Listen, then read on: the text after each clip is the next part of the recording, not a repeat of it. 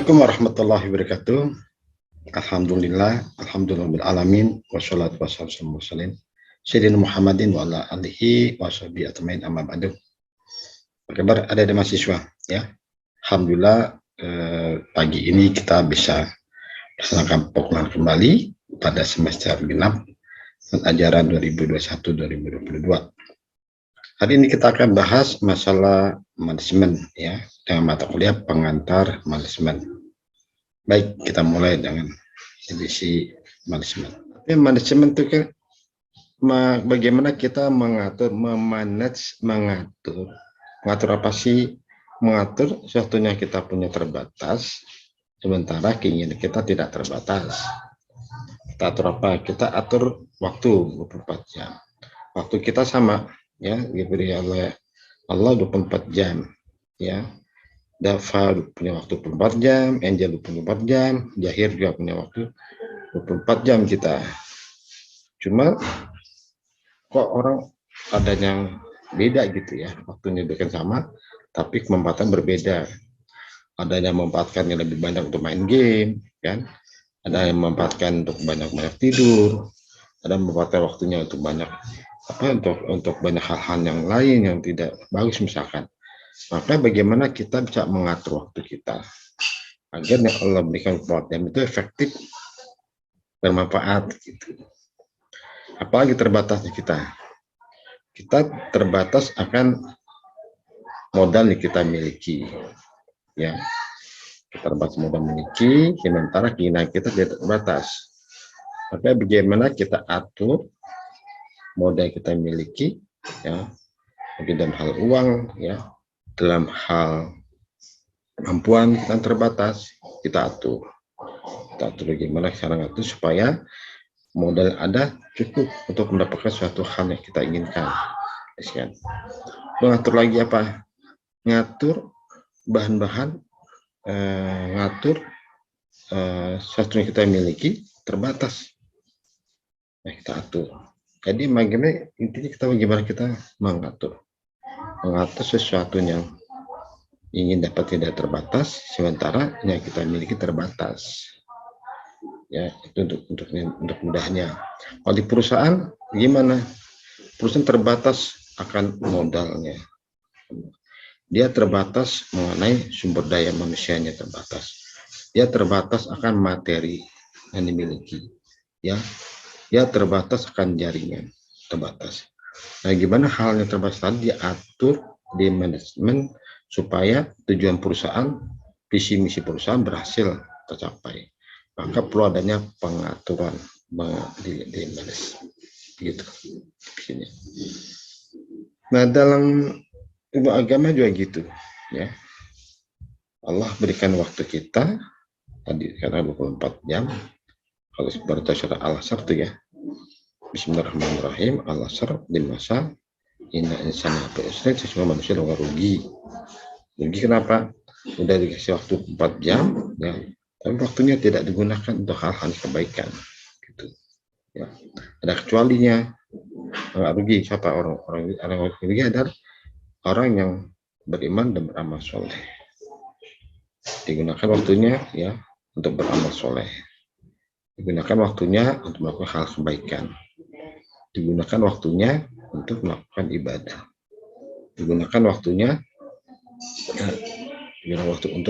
untuk hal-hal yang mengandung nilai positif. Diatur. Gitu. Kita punya planning rencana. Karena kan kita di dunia itu kalau umur kan nggak bisa tahu sampai kapan gitu. Maka bagaimana caranya supaya ketika kita dipanggil sama kita bagus, banyak, nilai kita banyak, maka harus diatur ya di manajemen gitu. Dalam agama, dalam hal ilmu dunia, ilmu manajemen, ilmu bisnis juga begitu ya, diatur karena sumber daya manusia terbatas, diatur karena keuangannya terbatas, diatur karena material ya atau bahan-bahan atau suatu hal kita miliki terbatas, sementara visi dan misi perusahaan harus tercapai ya. keuntungan harus diraih, bisa harus diraih, maka semua harus diatur. Ya, ada manajemen, ada manajemen keuangan, gimana cara ngatur uang perusahaan supaya dapat mencapai hal yang maksimal. Ya, akhirnya ilmu manajemen keuangan, bagaimana ngatur duit, ngatur keuangan perusahaan agar perusahaan bisa mengolah keuangan yang terbatas, tapi ingin dapatkan sesuatu yang lebih besar, yaitu keuntungan atau profit. Yang lahirnya ilmu manajemen keuangan.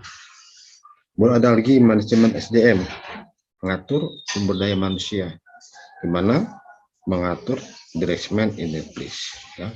Orangnya pinter, dalam hal ini ditaruh kepada posisinya yang dibutuhkan. Orang ini tempatnya di sini karena sesuai kompetensinya, karena sesuai kepintarannya, ahlinya, maka ditaruh di tempat ini. Ya, siapa ketuanya, siapa wakil ketuanya, siapa sekretarisnya, siapa bendaharanya, siapa kepala bagiannya, siapa manajernya, itu diatur kemampuannya sesuai dengan kebisaannya. Maka lahirnya manajemen sumber daya manusia SDM. Kemudian bagaimana promosi, bagaimana memasarkan, bagaimana meningkatkan penjualan, kelahiran ilmu manajemen pemasaran. Bagaimana ngatur pemasaran. Perusahaannya, manajemen pemasaran, dia berpikir bagaimana caranya melakukan promosi, dia berpikir bagaimana cara melakukan pemasaran, dia berpikir bagaimana meningkatkan penjualan. Mereka diatur manajemen, itu karena namanya manajemen pemasaran. Masyarakat. Oke, kita lihat slide-nya.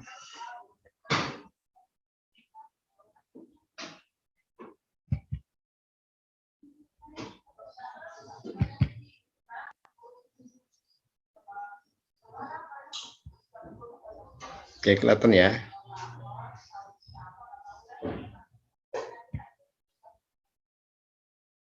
Ya, dibesarkan dulu. Oke. Manajemen adalah proses perencanaan, kemudian pengorganisasian, pengarahan dan pengawasan usaha-usaha para anggota organisasi dan penggunaan sumber daya organisasi agar mencapai tujuan yang telah ditetapkan. Ini menurut teori Stoner, ya. Manajemen adalah proses perencanaan. Jadi nanti kita akan belajar bagaimana merencanakan dalam hal bisnis gitu ya, macam bisnis, merencanakan profit yang akan kita raih berapa. Pertama kita rencanakan misinya apa, harus kita rencanakan. Kemudian kita rencanakan struktur organisasinya seperti apa, ya, ada direktur, wakil direktur kah, ada bendahara kah, ada direktur pemasaran, direktur SDM, direktur pempersonalia atau direktur kepatuhan sebagainya, ya, kita rencanakan.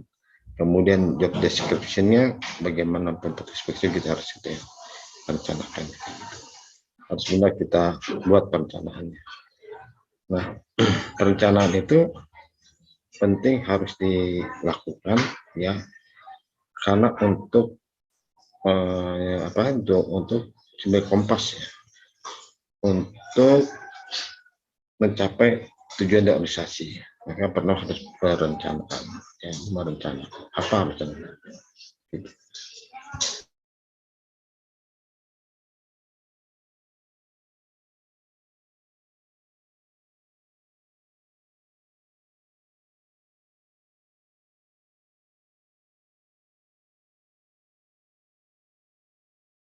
Oke, sorry. Jadi pertama harusnya diawali dengan perencanaan, ya, rencana. Jadi kita harus punya rencana. Anda harus punya rencana untuk kita, ya, rencana setelah Anda selesai kuliah di Stimra, apa yang Anda harus lakukan, gitu, ya. Atau sekarang Anda semester 2, ya, rencana semester 3, ya, apa yang harus Anda lakukan. Ya, misalkan rencana saya akan meningkatkan IPK saya, gitu ya, dari 2,75 atau dari 3 menjadi 3,5. Anda punya rencana. Setelah saya kuliah, rencana saya mau melakukan ini. Rencana. Gitu. Ya. Tahap perencanaan ada pengorganisasian. Di organisasi artinya diatur ya. Dalam hal bisnis itu ditentukan siapa dewan direksinya, siapa dewan komisarisnya, siapa manajernya, siapa kepala bagiannya, siapa kepala seksinya, siapa stafnya, dan sebagainya. Dibikin organisasinya ya, dibikin struktur organisasinya gitu. Harus dibikin struktur organisasinya. Kemudian ditempatkanlah orang-orang yang benar ahli dalam bidangnya ya. Dalam bidang pemasaran nanti masuknya di pemasaran, yang bidang keuangan pintar masalah akuntansi, bisa masuk ke depan keuangan, yang bidangnya SDM masuk ke SDM sebagainya, dibuat disesuaikan orang-orangnya untuk tempatkan disesuaikan kemampuannya. Nah, kemudian ada pengarahan ya. Nanti kita kembali pengarahan bagaimana mengarahkan, mengingatkan ya, pokoknya visi dan misi perusahaan adalah ini dan harus dicapai gitu. Kemudian ada pengawasan, ada controlling ya. Maka harus ada pengawasan, biasanya dalam bentuk laporan keuangan, internal audit atau external audit untuk menentukan, untuk melihat ya penjawaban dari para pelaksana. Kemudian pengawasan usaha, organisasi dan penggunaan sumber daya organisasi lainnya. Namun sumber daya, dari sumber daya terbatas. Apa sumber daya? Tadi SDM terbatas, modalnya terbatas, ya. Kemudian peralatan yang terbatas, misalkan punya, maka harus benar-benar dimanfaatkan sumber daya yang ada, ya, diatur kalau ada, maka tujuan visinya sudah tercapai.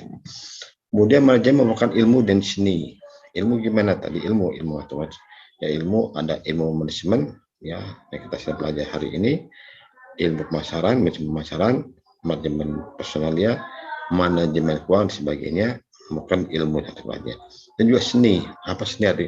Seni bagaimana seorang manajer berbicara kepada stafnya ya. Seni bagaimana seorang pemasar bisa memasarkan produknya dengan seni, orang jadi suka sama dia, cara bicaranya, penampilannya, itu seni kan. Kemudian seni seorang direktur bagaimana bicara terhadap bawahannya ya. Jadi tidak terasa bawahannya tidak merasa dihukum atau bawahannya tidak merasa terlalu direndahkan ya, tapi diajak bicara ya, staf-stafnya diajak bicara, sehingga gimana seni untuk menarik para stafnya, para bawahannya untuk dapat bekerja dengan baik. Seni. Jadi gabung antara ilmu dan seni. Kemudian juga ada 4 fungsi utama dalam manajemen. Tadi nanti kita akan pelajari tentang 4 fungsi pertama ini, itu planning, perencanaan. Ya, jadi bagaimana cara kita membuat rencana. Kemudian organisasian, dan ketiga adalah pengarahan, acting atau directing, dan pengawasan atau controlling. Jadi selama belajar manajemen kita akan belajar hanya 4: perencanaan, kemudian organizing, pengarahan, acting, dan pengawasan atau controlling. Oke, nggak berubah nih. Bentar ya.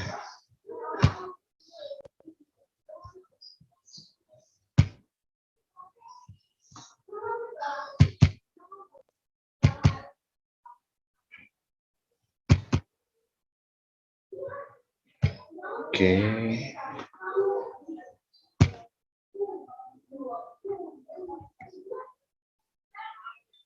Kemudian ada menurut pendapat Follett ya, tahun 1997 mengatakan seni dalam menyelesaikan sesuatu melalui orang lain. Jadi manajemen dengan seni bagaimana tujuan kita, keinginan kita bisa tercapai dengan bantuan orang lain. Gitu. Jadi tujuan Anda pingin IPK misalkan 3 nanti, minimal 3,00 di semester 3 ya. Bagaimana cara Anda bisa dapat IPK 3? Maka bagaimana Anda bisa menggerakkan teman Anda? Artinya gini, kalau Anda nggak masuk kuliah ataupun sedang ada halangan, gimana Anda bisa nggak deketin teman Anda supaya dia bisa ngasih pinjam buku catatannya atau kasih pinjam buku, atau dia bisa nggak teman Anda itu menceritakan ke Anda tadi materi ini loh gitu. Nah itu gimana cara gitu ya, Anda bisa berikan sama dia sehingga dia bisa bantu Anda untuk mencapai IPK-nya 3. Misalkan ada tugas gitu ya. Gimana cara Anda bisa bertemu dengan teman Anda?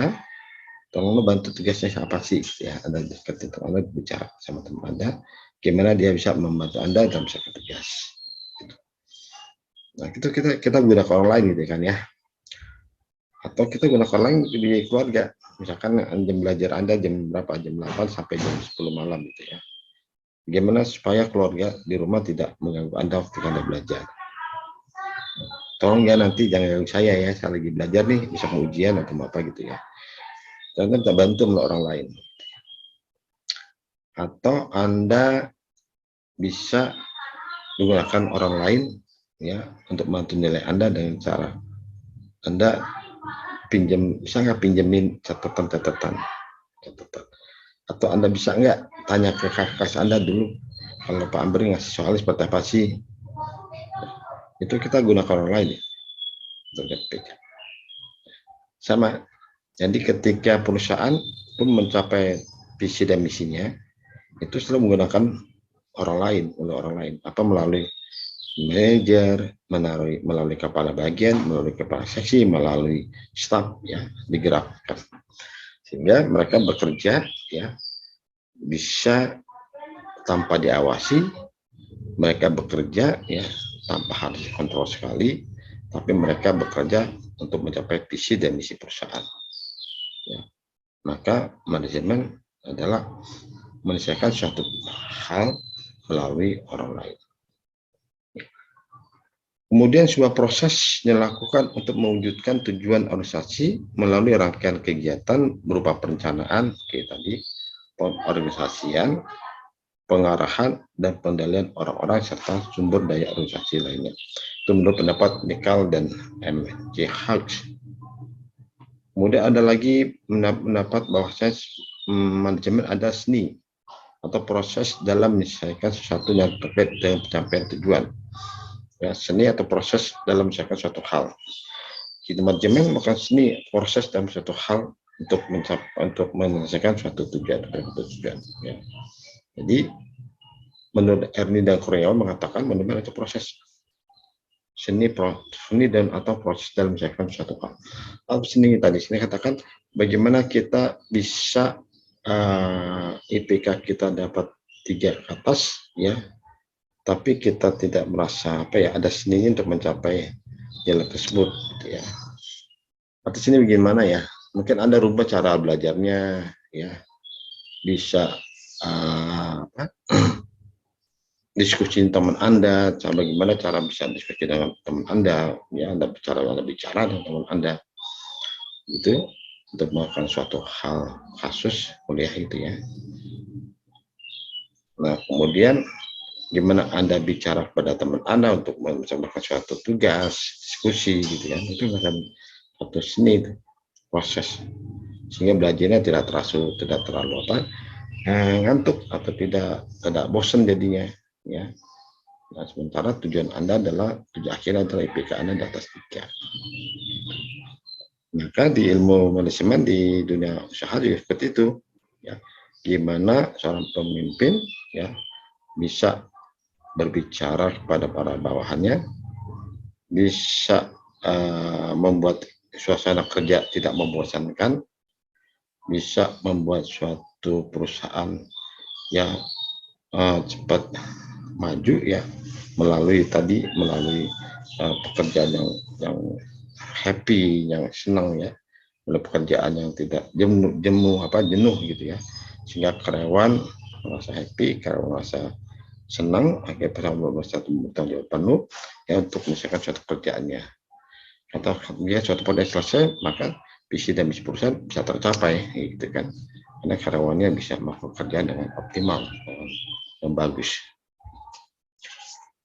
Nah, manajemen dalam Islam mengatur segala sesuatu agar dilakukan dengan baik, tepat, dan tuntas. Hadis Rasulullah SAW, sesungguhnya Allah sangat mencintai orang yang jika melakukan suatu pekerjaan dilakukan secara itkam, tepat, terarah, jelas, dan tuntas. Islam begitu ya. Dan di dalam Islam ya ada ilmu manajemen Islam menurut Rasulullah, ya, Allah mencintai orang yang melakukan suatu pekerjaan dari secara itkam tepat.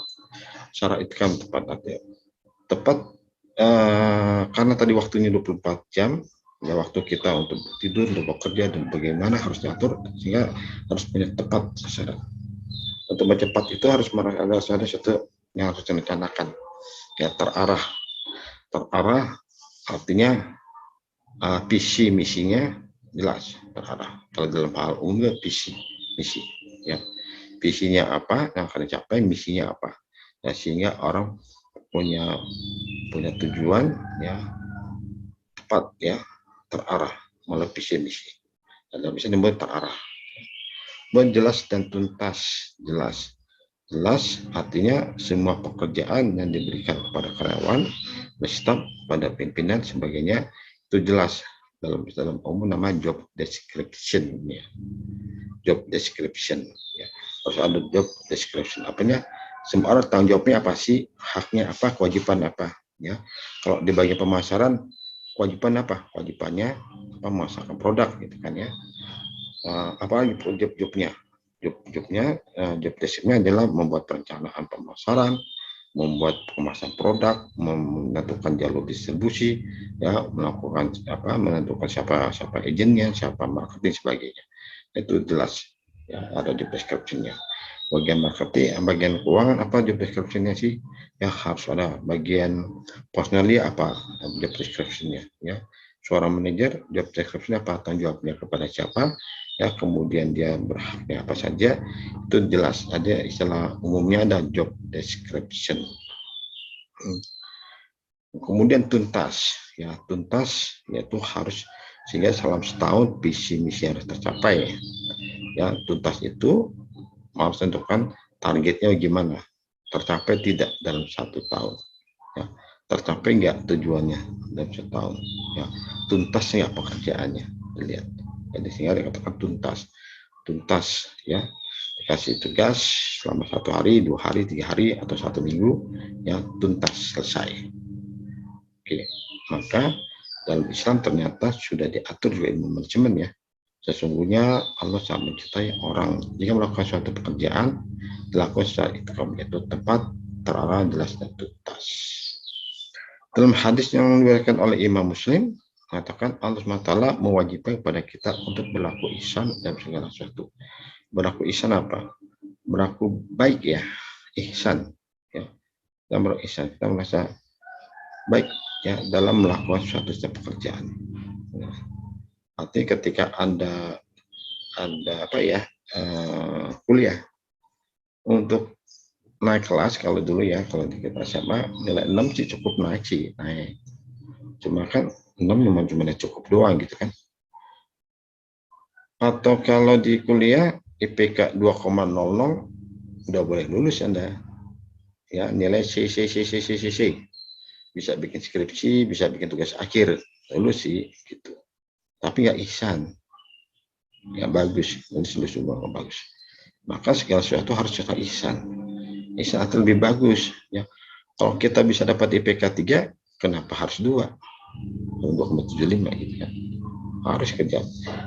Kalau kita mampu dapat IPK 3,5, kenapa kita harus dapat IPK 3? Kalau kita bisa dapat IPK 3,5, gitu. Itu masuk ihsan di situ. Maka suatu pekerjaan lebih bagus, lebih baik, dan lebih baik lagi, ya. Di hadis yang mengatakan Allah SWT mewajibkan kepada kita untuk berlaku ihsan dalam segala sesuatu. Berlaku ihsan artinya kita bekerja, berikanlah yang terbaik dalam pekerjaan kita. Kita melakukan suatu hal, berikanlah yang terbaik, ya, salah ihsan, yang terbaik diberikan.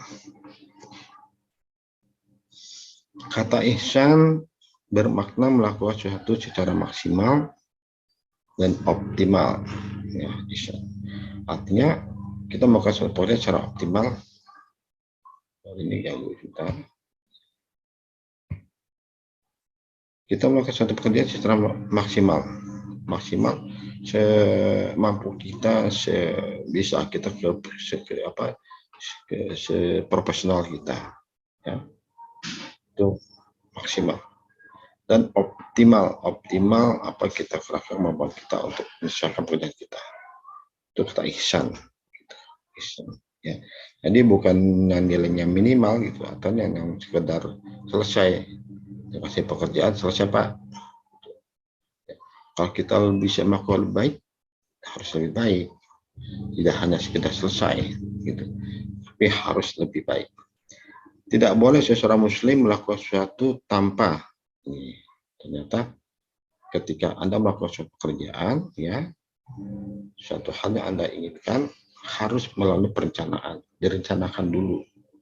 Direncanakan, ya, Anda mau pergi kemana nih, Anda rencanakan. Setelah selesai kuliah, rencana saya mau ke perpustakaan misalnya. Anda punya rencana. Tuh, ya. Karena orang tanpa perencanaan bagaikan air di atas daun talas. Artinya ketika air ada di daun talas itu ketika ada angin ke barat, ya airnya ke barat. Kita angin ke timur, ikut ke timur. Ketika airnya ke utara, ikut utara. Jadi ikut-ikutan aja gitu. Temannya ajak nongkrong, dia ikut nongkrong. Temannya ajak main, dia ikut main. Temannya ajak ke pustakaan, ikut pustakaan. Temannya ajak ke sana, ikut misalnya ada. Nah ikut-ikutan gitu. Ya, ikutan, nggak punya perencanaan.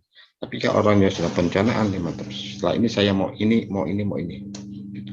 Sehingga dalam manajemen dalam Islam pun harus punya perencanaan. Ya. Kalau dalam agama kita, wa ma khalaqnal jinna wal insa illa liya'budun. Yang kuciptakan manusia dan jin kecuali untuk ibadah padaku. Jadi kalau kita rencana kita ibadah apa, karena untuk bahkan surga akhirat gitu ya. Karena kita Allah ciptakan manusia, ya, rencanakan untuk melakukan ibadah pada Allah. Dan jin diciptakan Allah pun untuk melakukan ibadah kepada Allah, gitu. Supaya nanti kembali masuk ke surga. Nah, dalam hal ini pun Anda gitu, ya, harus punya rencana masa depan Anda, rencana cita-cita Anda mau jadi apa, ya, setelah kemudian Anda mau gimana, yang bikin perencanaan.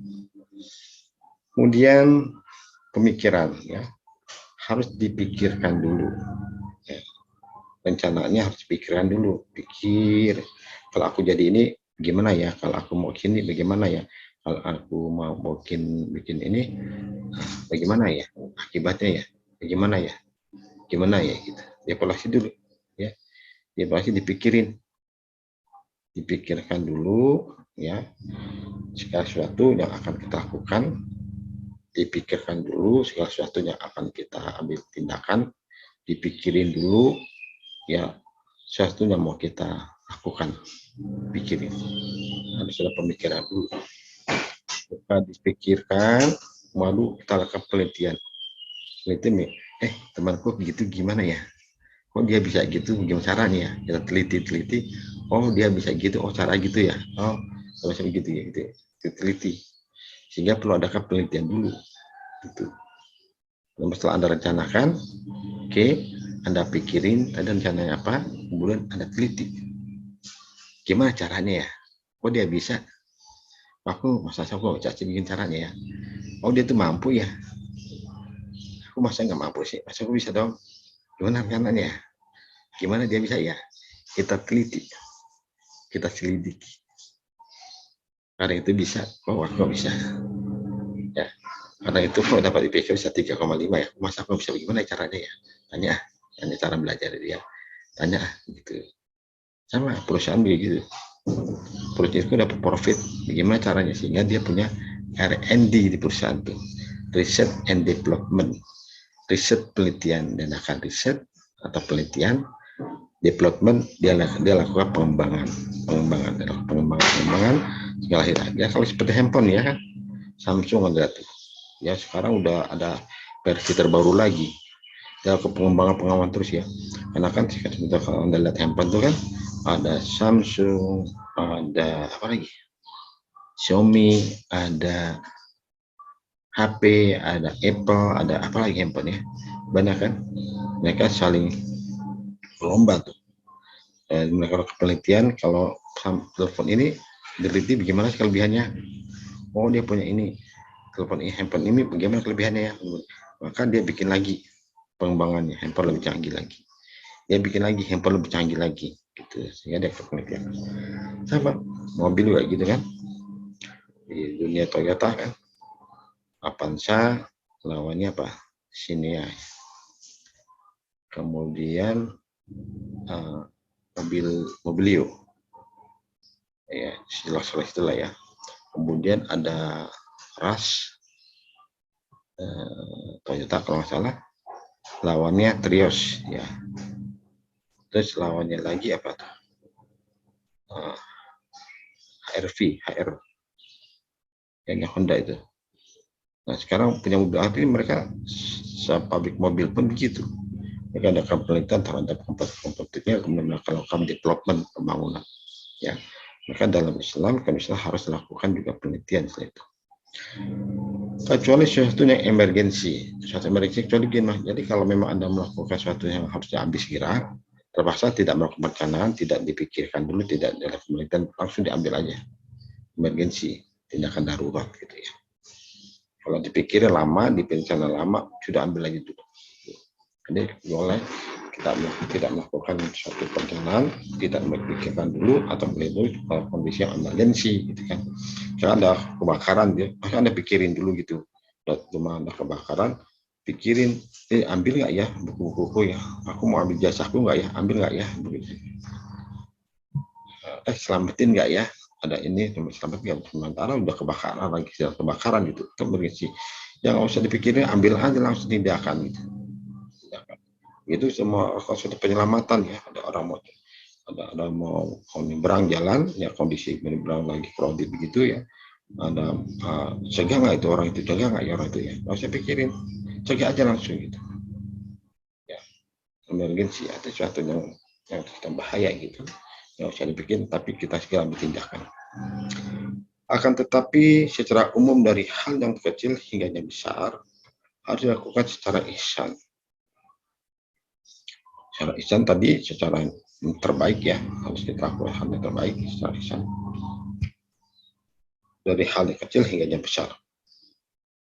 Kemudian secara optimal semampu kita, sebisa kita, seprofesional kita. Ya, kemudian secara baik, ya. Kemudian secara benar dan tuntas. Ya, jangan kerja setengah-setengah, tuntas. Ya. Itu menghilangkan rasa keraguan. Kan jangan sampai kita ragu-ragu harus kerjakan, harus ihsan. Ya. Ihsan artinya lebih bagus yang terbaik gitu ya, optimal semampu kita kerjakan secara baik dan secara benar dan selesai tuntas. Jangan sampai kerjaan setengah-setengah. Apa istilahnya?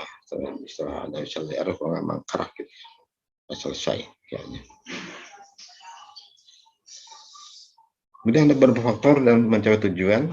Pertama, adanya penggunaan sumber daya organisasi, baik sumber daya manusia maupun faktor-faktor produk lainnya. Sumber daya tersebut meliputi sumber daya manusia, sumber daya alam, sumber daya keuangan, dan serta informasi.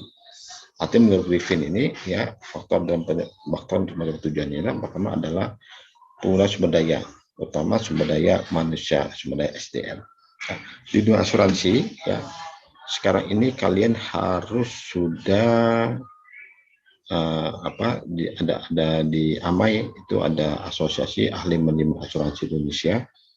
Kemudian dia punya lembaga namanya LSP, Lembaga Sertifikasi Profesi, di mana lembaga itu yang mengeluarkan sertifikat kompetensi, ya, mengeluarkan sertifikat keahlian. Sehingga kalau Anda lihat tuh ada para praktisi yang memiliki AAIK, ya, AAIJ, ya, ada AAPAI, ada APAI, ada CIIB, ya, belakangnya banyak ya, belakang nama titel mereka, titel profesi, yaitu titel sertifikasi, ya. Sehingga orang yang ahli dalam bidang asuransi kerugian, dia dapat gelar A2IK, A2, Ahli Asuransi Kerugian Indonesia. Gitu. Yang mendapatin dari lembaga LSP AMAI. Orang yang ahli dalam asuransi jiwa, ahli asuransi jiwa Indonesia AAIG. Ya, mereka punya keahlian dalam bidang itu. Orang yang ahli dalam bidang pialang ada APAI, ahli pialang asuransi Indonesia. Gitu. Dan seterusnya ya. Sehingga sumber daya manusia di bidang asuransi ya harus mulai gelar profesi, gelar kompetensi. Maka Anda ya kalau ada ujian AMAI, usahakan Anda ikut ya. Ikut untuk ujian-ujian yang dilakukan oleh AMAI. Ya, tadi untuk CLI, Certificate Life Insurance, dan CGI, Certificate General Insurance.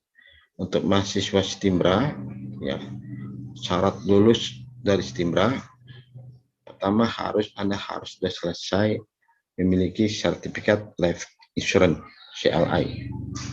Ya, dan juga memiliki Certificate General Insurance, CGI. Oke. Kedua, Anda harus memiliki TOEFL 550. Ya. Anda sekarang semester 2, berarti nanti Anda lulus berapa tahun lagi ya? 2022, 2024, 2025 Anda lulus. Nanti TOEFL-nya harus sudah minimal 550 skor TOEFL-nya.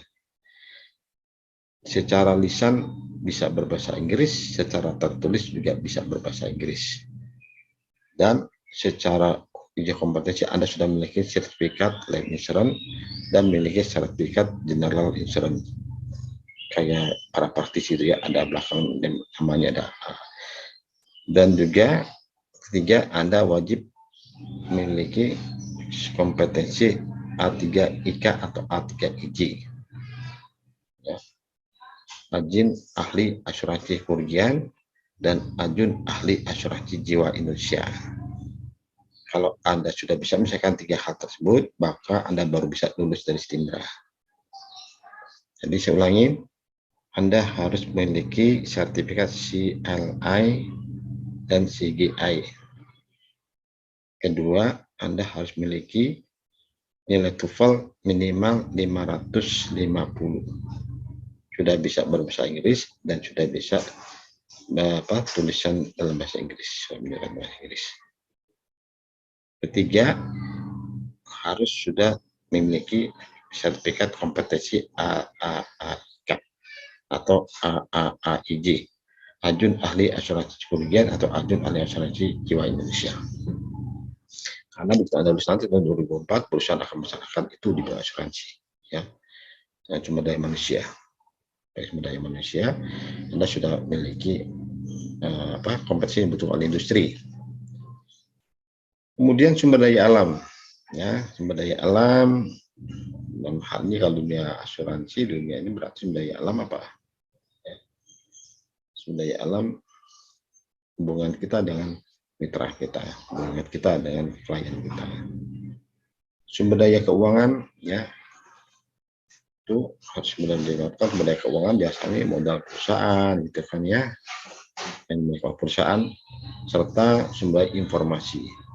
Sekarang ya siapa yang menguasai informasi maka dia yang menang.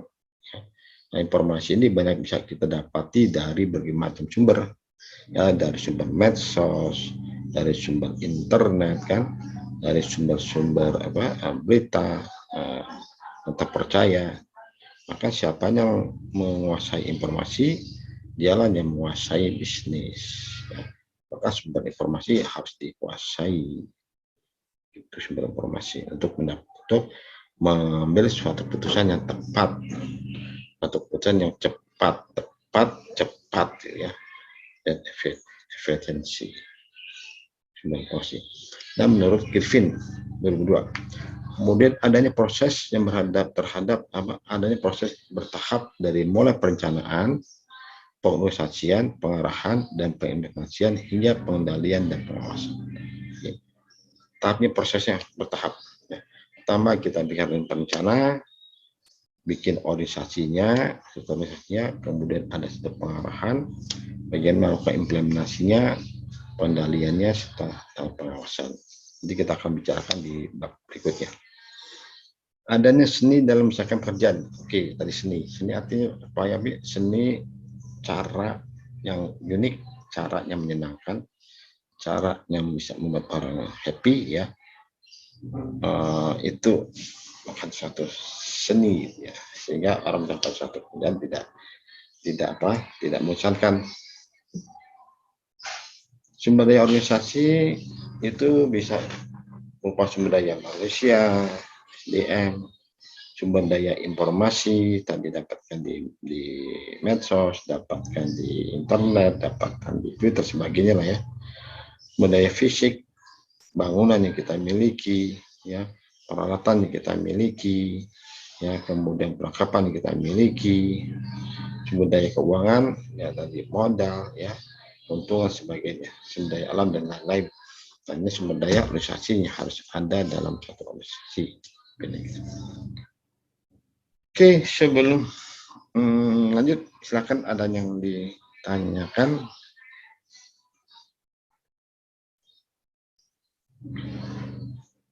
Silakan.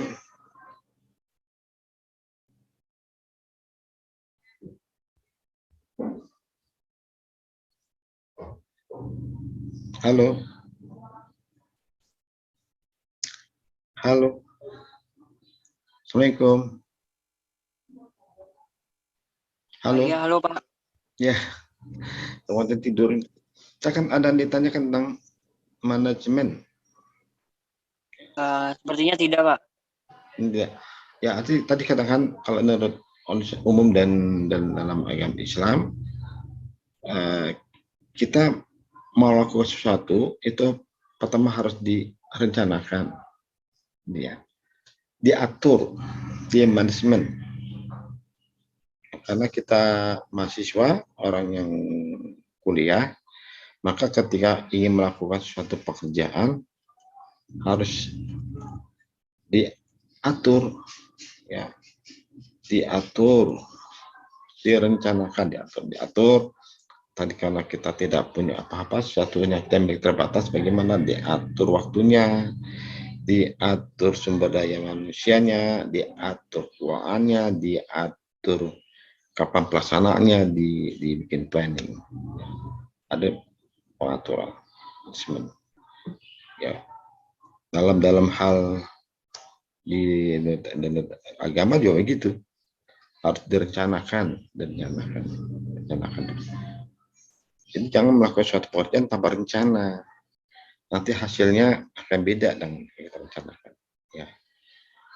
Maka Anda kuliah di Stimbra punya rencana lulus Stimbra itu berapa tahun, ya. Saya rencananya untuk di 3 tahun pas saya harus selesai kuliah Stimbra. S1 saya 4 tahun pas harus selesai kuliah di Stimbra, direncanakan. Kemudian nanti saya selesai di Stimbra, IPK saya di atas 3. Saya harus dapat IPK di atas 3. Direncanakan. Supaya dapat 3, supaya bagaimana cara supaya dapat IPK 3. Diatur, rencanakan belajarnya kapan, ya, punya bukunya apa saja, buku catatan seperti apa, direncanakan. Supaya nanti nulis IPK-nya dapat 3. Rencanakan. Selesai kuliah, saya harus kerja di mana, rencanakan. Kalau saya tidak bekerja di bidang asuransi, saya harus apa nih? Berwira swasta kah, berdagang kah, ya, melakukan apa gitu, harus direncanakan. Itu diatur manajemen. Kedua, tadi katakan dalam Islam tadi ada pemikiran, dipikirin. Maka direnungkan gitu, dipikirin. Nanti setahun lagi sama apa ya, pikirin. Nanti selesai kuliah dari Stimbra, mau apa ya, pikirin gitu. Pikirin. Oke. Dipikirin. Setelah Anda pikirkan, ya, teliti tadi. Teliti. Dia kok bisa ya, aku kalau bisa, masa aku bisa. Dia tuh mampu ya, masa aku sih nggak mampu sih. Meski mampu loh. Anda teliti, kenapa dia bisa? Anda apa? lihat kenapa kok dia bisa. Aku nggak bisa, aku harus bisa. Maka akan diteliti. Ya. Penelitian. Nah, adalah umum tadi, ya, adalah ada perencanaan, kemudian udah punya rencana, diorganisir, diatur siapa yang menjalankan, siapa jadi apa, siapa tanggung jawabnya apa, gitu, ya. Bikin organisasinya, bikin pengurusnya. Setelah itu adakan suatu pengarahan atau activity, apa audisi, pengarahan activity, pengarahan, ya, artinya setiap hari kita arahkan jangan sampai visi misinya menyimpang, ya, maka perlu ada satu pengarahan. Sudah tercapai nggak sih tujuan kita? Dibikin target, tercapai nggak sih? Kalau nggak tercapai, kenapa ya? Dan jangan nih belok nggak sesuai visi misinya, luruskan satu pengarahan. Dan ada pengawasan kontrol, mengawasi hasilnya apa, diawasi, ya. Kenapa kita nggak tercapai target? Kenapa tidak tercapai rencana kita? Kenapa IPK aku kok nggak dapat 3 ya? Kenapa ya? Cara belajar beda. Kenapa ya aku kok nggak dapat IPK-nya di atas 2 ya? Kenapa ya? Ya, Anda harus ada pengawasan sebenarnya. Itu manfaat dari manajemen yang pengaturan. Oke, gitu ya. Manajemen. Dan Bapak intinya mengatur sesuatu yang terbatas, ya, untuk mencapai tujuan kita yang tidak terbatas secara ilmu dan secara seni. Ya. Secara ilmu kita pelajari, secara seni bagaimana kita melakukan hal itu tidak membosankan, tidak menyemukan, dan tidak membuat orang menjadi frustasi, malas.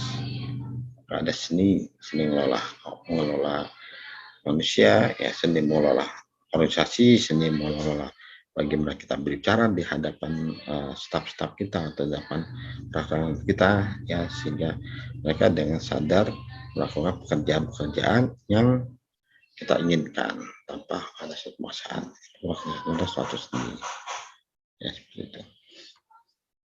Oke, silakan ada yang ditanyakan.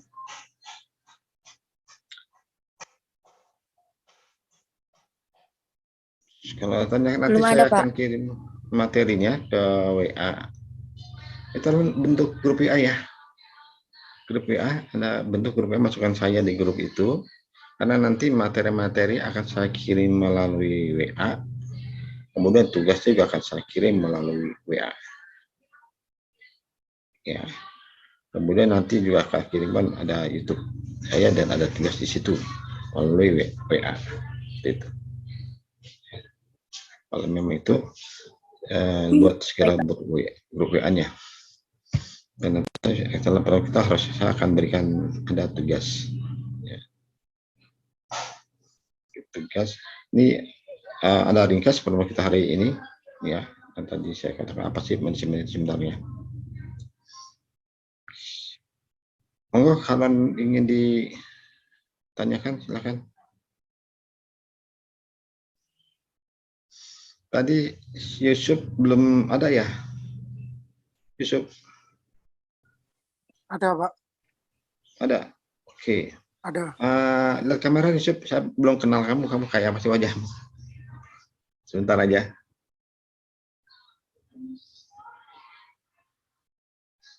Oke, ganteng ternyata Yusuf. Ya, thank you. Oke, setelah ini tuh buatkan grup WA untuk mata kuliah pengetahuan manajemen. Nanti saya katakan tadi materi akan saya kirim melalui grup WA dan juga tugas akan saya kirim melalui grup WA. Gitu. Pak Amrin. Ya. Pak Amrin, maaf Pak. Tadi mengapa manajemen dikatakan seni sekaligus ilmu ya Pak? Ya, hebat kan seni bikin. Kenapa seni? Karena ketika Anda ngatur tuh, teman-teman kan mengatur gitu. Mengatur orang termasuk mengatur itu bagaimana ketika Anda bicara sama orang lain itu, orang lain tidak merasa tersinggung sama Anda. Ada satu seni bicara gimana ya supaya teman saya nggak tersinggung gitu ya. Tapi dia bisa bantu saya. Ya, itu satu seni. Nanti kalau yang pemimpin, gimana ya staf saya tuh kerja dengan saya, tapi dia tidak merasa disuruh terus gitu, tidak merasa diawasin terus, tapi dia senang sama saya gitu, ya. Sehingga walaupun dia tidak ada saya, dia tetap bekerja. Nanti saya coba terapkan di Stimbra, sehingga walaupun saya nggak ada, ya teman-teman Ali, Wahyu sebagainya kerja gitu ya. Dan juga kerja tuh kan jenuh gitu ya, capek. Bagaimana kita bisa suasana kerja kita jadi nggak jenuh. Kita suka bercanda sama staf kita gitu ya. Dan canda positif tentunya gitu kan. Kita kasih jok-jok gitu yang lucu-lucu tapi lucunya membangun gitu. Itu nggak harus ada seni gitu. Seni ngatur itu. Kalau ilmu ya tanpa ilmu keuangan, karena dari banyak keuangan kita ngatur duit perusahaan yang terbatas supaya duit itu cukup buat tujuan perusahaan. Kita ngatur bagaimana cara promosinya tepat sehingga promosinya tepat sasaran, itu ada ilmunya. Maka manajemen bukan ilmu dan seni. Ada kan ya pemimpin yang galak gitu ya. Jadi mereka kerja kalau ada pemimpinnya, kalau nggak ada pemimpin nggak mau kerja karena mereka ketakutan gitu. Ada orang yang nggak ada senyum gitu ya. Tegang terus gitu. Jadi staf-staf pegawai juga bukan karena apa, karena ketakutan gitu. Maka ciptakan suatu kantor kayak di rumah, kayak di sersan serius tapi santai yang tercapai. Gitu Angel. Terima kasih, sampai ketemu di hari Jumat depan. Ya, tugasnya kirim di grup ya nanti. Ringkas pertemuan hari ini. Materi apa sih yang kita bicarakan? Ya. Ringkas saja buat Anda materi hari ini, apa materi yang kita bicarakan, Anda tulis ya, kemudian Anda kirim melalui grup WA. Jelas? Jelas semua? Jelas, Pak. Jelas ya. Oke, thank you. Sampai jumpa. Terima kasih. Assalamualaikum warahmatullahi wabarakatuh.